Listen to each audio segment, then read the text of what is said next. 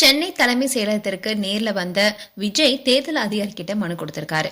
பெரம்பூர் தொகுதியில விஜய்க்கு அனுமதி அளிக்கப்படாத நிலையில தான் 2 நாட்களுக்கு முன்னாடியே அனுமதி கேட்கப்பட்டாலும் இறுதி கட்டத்துல அனுமதி மறுக்கப்படுவதாகவும், திமுகவுக்கு ஆதரவா சில அதிகாரிகள் செயல்படுவதாகவும் அவங்கள மாற்ற கோரி தாவேகா தலைவர் விஜய் மனு அளித்ததா தகவல் வெளியாக இருக்கு. சென்னையில இன்னைக்கு பெரம்பூர் தொகுதியில தேர்தல் பிரச்சாரத்தை விஜய் தொடங்கியிருந்தாரு.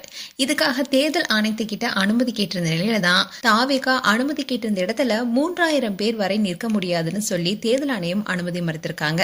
இதை தொடர்ந்துதான் விஜய் தனது பிரச்சாரத்துக்கான அனுமதி மறுக்கப்பட்டதுன்னு சொல்லி காவல் உயர் அதிகாரி மேல புகார் கொடுத்திருக்காரு. அதோட காவல் உயர் அதிகாரிகள்லாம் ஒருதலைபட்சமா செயல்படுறாங்கன்னு தலைமை தேர்தல் அதிகாரி கிட்ட புகார் கொடுத்திருக்காரு.